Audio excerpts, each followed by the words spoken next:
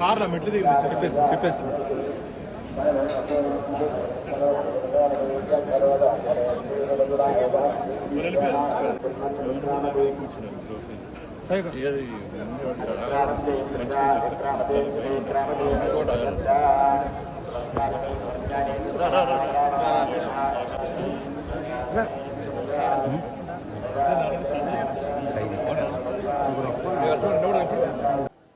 అందరికీ జై గోవింద.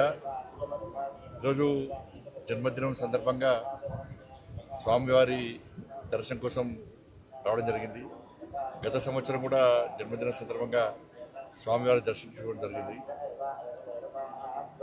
ప్రతి ఒక్కరూ సుఖ సంతోషాలతో ఉండాలని చెప్పి, అందరి కష్టాలు తొలగిపోవాలని చెప్పి, ఒక ప్రశాంతమైన వాతావరణంలో జీవించాలని చెప్పి, ఈ దేశం కోసం, సనాతన ధర్మం కోసం, ఈ సమాజం కోసం అందరూ కలిసికట్టుగా ఉండాలని చెప్పి, ఎవరికి ఏ కష్టం వచ్చినా, ఏ ఆపద వచ్చినా ఈ ధర్మ పరిరక్షలో ఒకరికొకరు చేదోడు వాదోడుగా ఉండాలని చెప్పి, ఆ శక్తిని, సామర్థ్యాన్ని, ఆ ఆలోచనను కల్పించాలని చెప్పి ఆ స్వామివారిని వేడుకోవడం జరిగింది.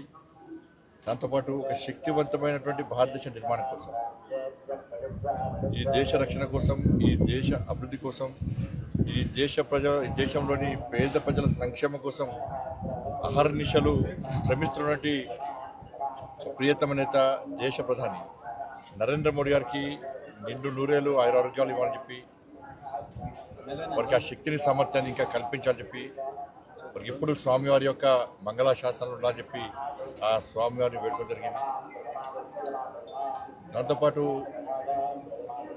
టీటీడీ సంబంధించి మా భానుప్రకాష్ గారు టీటీడీ బోర్డు మెంబర్గా ఉన్నారు. సరే, అనేక అంశాల మీద వారు మొదటి నుంచి కూడా గతంలో భారతీయ జనతా పార్టీ నాయకులు ఉన్నప్పుడు కూడా అనేక సమస్యల మీద ఫైట్ చేసేటువంటి అనుభవం వరకు ఉంది, ప్రశ్నించేటువంటి స్వత్వం వారి. మరి ఇప్పుడే వారికి కూడా జరిగింది. నాయుడు గారు కూడా నాకు చాలా దగ్గర మనిషి. వారి బ్లెస్సింగ్స్ కూడా గతం నుంచి ఎప్పుడు కూడా నాకు ఉంటా ఉంటాయి. నేను కూడా రిక్వెస్ట్ చేస్తా ఉన్నాను, ఈ తెలుగు రాష్ట్రాల్లో కనీసం ధూపదీప నైవేద్యానికి నోచుకున్నటువంటి దేవాలయాలను కాపాడుకోవాల్సిన బాధ్యత టీటీడీ మీద ఉంది. దాంతోపాటు అనేక పురాతన దేవాలయాలు ఇవాళ తెలుగు రాష్ట్రాల్లో ఉన్నాయి. కనీసం అభివృద్ధి నడుచుకోవట్లేవు. భక్తుల మాత్రం చాలా పవర్ఫుల్ సెంటిమెంట్ టెంపుల్స్ అవన్నీ కూడా. కానీ ఎలాంటి అభివృద్ధి నోచుకోలేక, నిధులు లేక చాలా ఇబ్బందులు పడుతున్న తరుణంలో వాటిని గుర్తించి ఆ దేవస్థానాలు కూడా సంవత్సరానికి వస్తారు, సంవత్సరానికి 2 సార్లు జాతరలు జరుగుతూ ఉంటాయి, ఉత్సవాలు జరుగుతూ ఉంటాయి, లక్షలాది మంది భక్తులు దర్శించుకుంటారు. కానీ మిగతా సమయంలో కనీసం ఇక్కడ అభివృద్ధి, కనీస సౌకర్యాలు లేక ఇబ్బంది పడుతున్నారు. కాబట్టి ఈ తెలుగు రాష్ట్రాల్లో ఉన్నటువంటి పురాతన దేవాలయాలకు నిధులు కేటాయించి వాటిని ఒక యుద్ధ ప్రాతిపదికన, ఒక ప్రణాళిక ప్రకారం అభివృద్ధి చేయాల్సిందిగా నేను వారికి విజ్ఞప్తి చేస్తాను. నా కరీంనగర్ పార్లమెంటు నియోజకవర్గానికి సంబంధించి కరీంనగర్లో గతంలో దేవాలయ నిర్మాణం కోసం భూమి పూజ జరిగింది. దాంతోపాటు అక్కడ దేవాలయాన్ని, కరీంనగర్ నగరంలో దేవాలయం నిర్మించడం, దాంతోపాటు కొండగట్టు, వేములవాడ, ఇల్లంతకుంట రామాలయం, ఈ 3 దేవస్థానాలు కూడా అభివృద్ధి కోసం నిధులు కేటాయించి సహకరించాలని చెప్పి టీటీడీ చైర్మన్ గారికి, అదేవిధంగా గౌరవ పాలకవర్గ సభ్యులందరూ కూడా మా భానుప్రకాష్ రెడ్డి గారి ద్వారా నేను విజ్ఞప్తి చేస్తున్నాను. ముఖ్యంగా ఇల్లంతకుంట రామాలయం, కొండగట్టు ఆంజనేయ స్వామి దేవాలయం, ఇవన్నీ కూడా చాలా పవర్ఫుల్ టెంపుల్స్. కాబట్టి ఆ నియోజకవర్గంలో ఉన్నటువంటి ఆ దేవాలయాలు కూడా నిధులు కేటాయించి కాపాడాలని మేము కోరుతున్నాం. ఎందుకంటే హిందువుల ఆస్తి. ఇవాళ ఇంత ఘోరమైన విషయం అంటే, నిన్న నేను కాటేజీలో ఉన్నప్పుడు ఒక ఉద్యోగస్తుడు వచ్చిండు.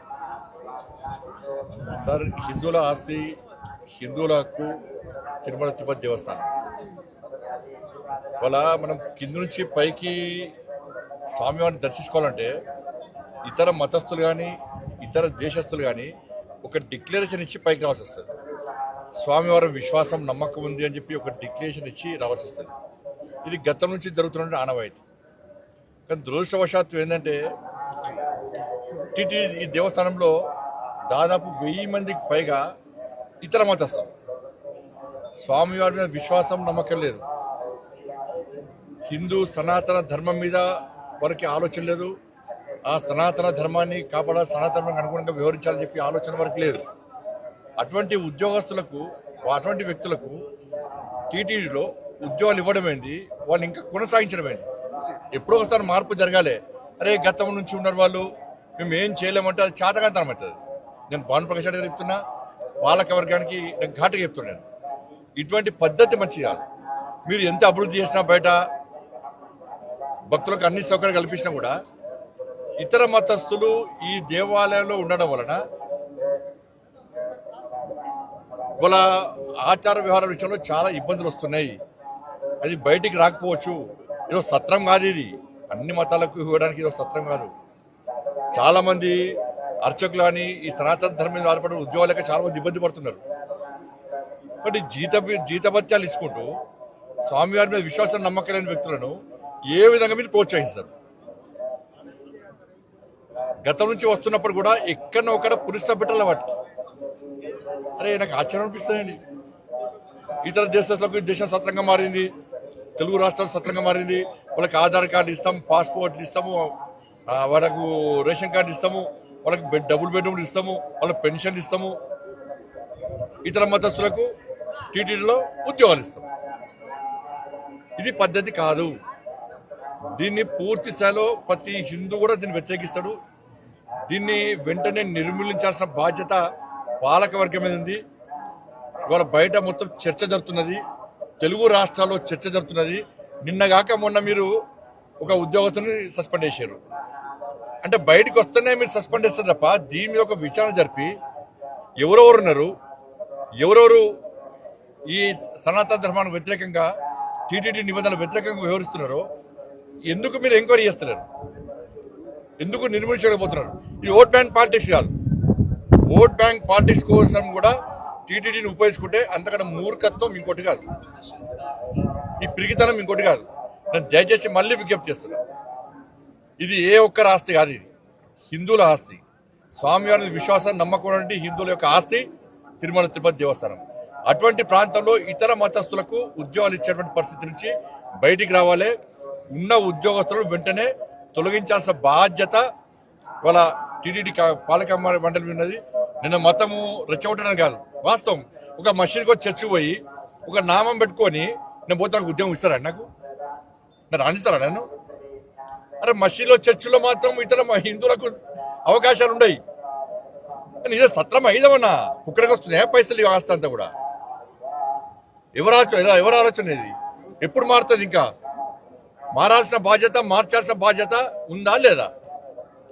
ప్రభుత్వాలు మారుతున్నాయి, పాలక మండళ్ళు మారుతున్నాయి, కానీ ఈ పద్ధతి మాత్రం ఇతర మతాలు తొలగించడం మాత్రం మారతలేదు. ఈ పద్ధతి మంచిది కాదు.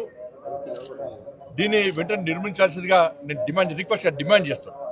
ఇది మంచి పద్ధతి కాదు.